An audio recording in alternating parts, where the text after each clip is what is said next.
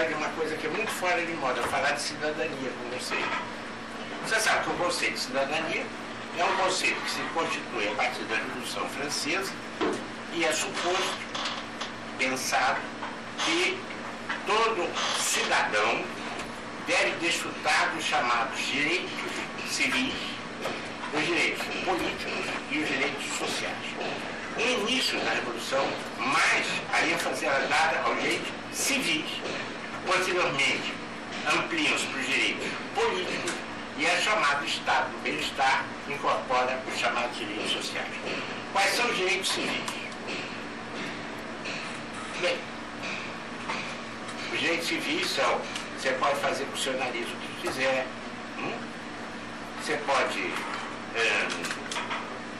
casar com o Juquinha, pode ser estiver a veneta, você tem liberdade para o quê? Para escolher.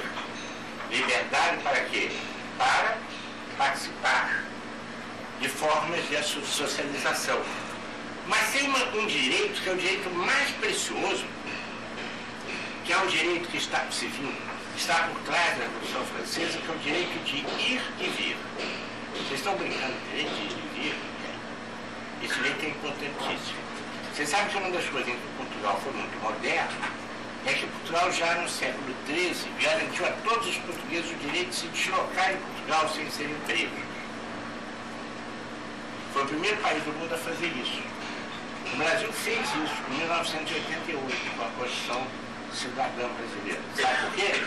Porque até 1988 havia no Brasil a chamada contravenção da vadiagem. A contravenção da vadiagem dava direito à polícia de deter qualquer pessoa preventivamente por 24 horas, até que provasse que essa pessoa não era criminoso. Então isso você dava o direito à polícia de interromper o deslocamento de quem quer que fosse. Por isso é que o homem do povo brasileiro dizia assim: tenho os meus documentos, tenho os meus papéis. Havia uma tal obsessão de mostrar para a polícia que tinha um papel, que a Previdência Social do Brasil vivia um problema enorme, porque o trabalhador andava com carteira de trabalho na roupa, suava e destruía a carteira de trabalho. Depois, para reconstituir a carreira, a trajetória dele era tremendamente difícil. Eu fui de uma época em que a polícia dava uma parada, olhava a mão das pessoas para ver se tinha carro. Se não tivesse carro, era vadio. É claro que eu nunca fui parado para mostrar se tinha carro. Eu não tenho carro, eu não tenho cara de povo, né? Mas o povão nosso tinha medo mortal da polícia. É só pegar um cara do povo um pouco mais velho que ele conta essas histórias, tá? O direito de ir e vir só foi garantido no Brasil com a Constituição de 88, que cancelou o princípio da contravenção da vadiagem. Entendeu? Nós levamos... É impressionante, né? Esse é o direito que teve por trás das revoltas camponesas de toda a Europa. Os camponeses eram desesperados contra isso, claro. Bom, direitos políticos, fundamentalmente, qual é? Votar e ser votado. São os dois direitos.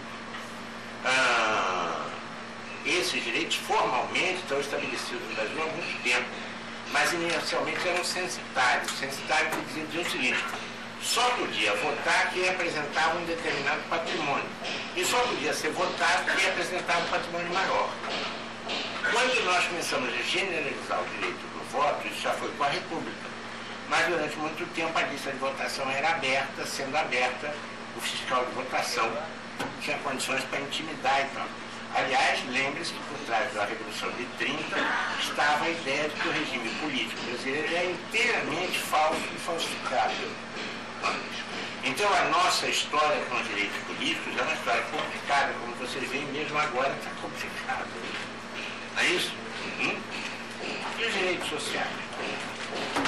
Os direitos sociais no Brasil têm uma trajetória muito curiosa. E em relação a quem tem o pé no chão de fábrica, Getúlio Vargas resolveu a questão.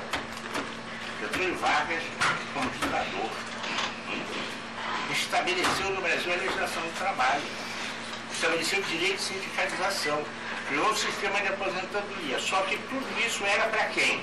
Para quem tivesse carteira assinada. Inicialmente, para quem tivesse carteira assinada, na cidade, porque no campo não entrava nessa história, está claro? Ou não? Mas a primeira grande direito social constituído no Brasil foram os direitos do trabalho.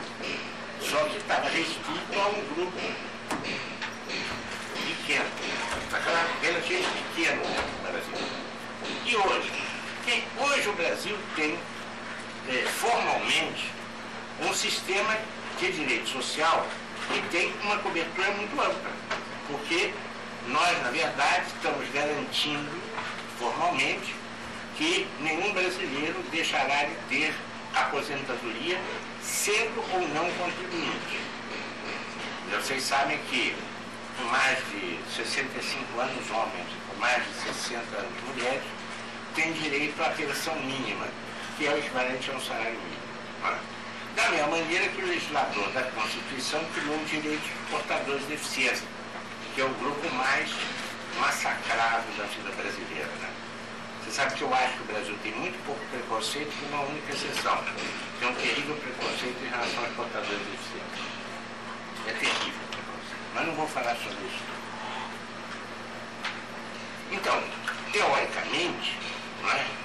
A saúde está calculada como um direito do cidadão. Né? É mais ou menos equivalente ao direito à vida, né? Tá certo?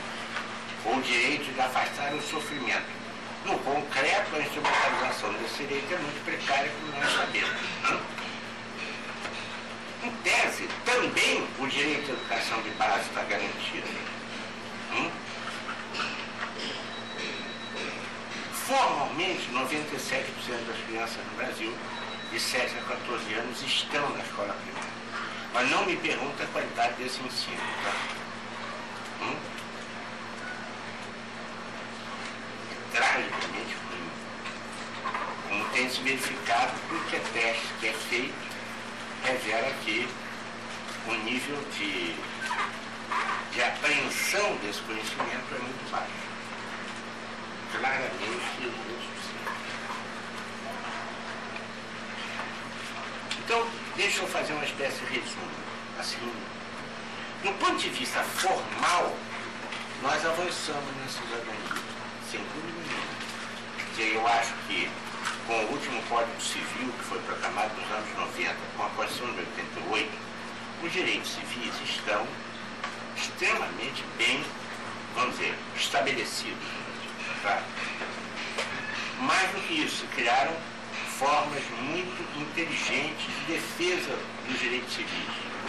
Tá? Fórmulas que passam por ouvidorias, passam pelo Ministério Público, passam pelas ações de interesse popular. Você tem uma variedade imensa de instrumentos pelos quais, se nós nos organizamos, nós temos como garantir a ordenação civil. O problema é de organização da sociedade brasileira. Os direitos políticos estão todos eles formalmente garantidos. Eu, pessoalmente, acho, e no que diz respeito aos direitos políticos, nós estamos vivendo uma situação dramática, não é hoje por causa dessas atrapalhadas aí, não. É ao longo dos últimos anos, porque o voto não é valorizado. Você sabe que uma das coisas mais assustadoras da vida brasileira é quando você faz um inquérito, depois de uma eleição, para saber em quem alguém votou, tá? 60 dias depois, a mais da metade das pessoas não se lembra do nome de quem votou. Para deputado federal, estadual ou vereador. Só lembra o nome de quem votou para cargo majoritário, quer dizer, sabe perfeitamente o nome do candidato a presidente que votou, candidato a governador e prefeito. Mas no legislativo, a população não registra um nome. Há no Brasil um fenômeno assustador, que eu chamo de mercantilização do voto. E a mercantilização do voto, no caso brasileiro, é uma maneira muito astuta das elites brasileiras de desvalorizarem o voto.